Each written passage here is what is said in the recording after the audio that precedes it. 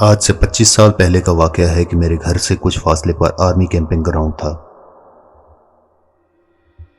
وہاں چونکہ آبادی کا نام و نشان نہ تھا، اس لیے بہت کم ہی لوگ اس راستے کو استعمال کرتے تھے۔ ایک دن میں اپنے گھر کے نیچے خرات پر بیٹھا کام کر رہا تھا۔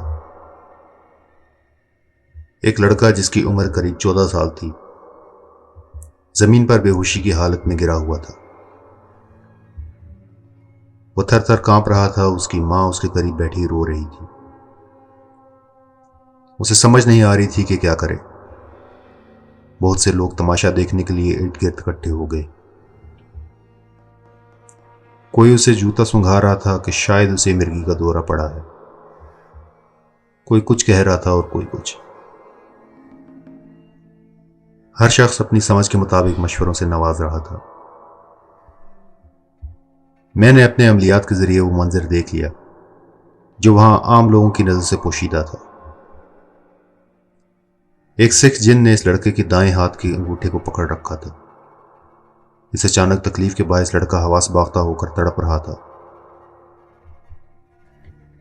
اسی دوران قریبی ہائی اسکول میں چھٹی ہو گئی اور تماشائیوں کی تعداد میں مزید اضافہ ہو گیا۔ میں نے تمام لوگوں کو سمجھا کر اس لڑکے سے قریب 10 فیٹ دور ہونے کا کہا۔ اس کے بعد میں نے اس سکھ جن سے مخاطب ہو کر کہا کہ اس کم سن بچے کا کیا قصور ہے، جانے دو اسے۔ وہ کہنے لگا کہ میں یاد رکھ کے نیچے بیٹھا کھانا کھا رہا تھا تو اس لڑکے نے اس میں پیشاب کر دیا،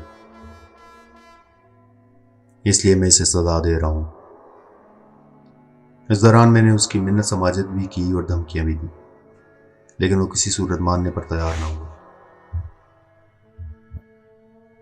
میں نے ایک لڑکے سے کاغذ اور پینسل لے کر ایک تعویذ لکھا اور اس کو دکھایا کہ میرے پاس تمہارا علاج موجود ہے، لیکن وہ بہت ڈھیٹ نکلا۔ کہنے لگا آپ مجھے جلا دیں لیکن میں اسے نہیں چھوڑوں گا۔ اس وقت میرے پاس ایک ایسا علم تھا جس کو میں مشکل وقت میں آخری ہتھیار کے طور پر استعمال کرتا ہوں۔ یہ ایک ایسا وظیفہ تھا کہ کوئی طاقتور سے طاقتور جن بھی اس کے سامنے نہیں ٹھہرتا تھا۔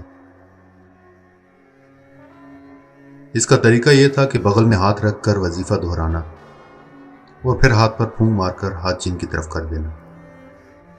جب میں نے آخر میں یہ عمل دہرایا تو وہ ہاتھ جوڑنے لگا کہ بس بس، اور اس نے دوڑ لگا دی۔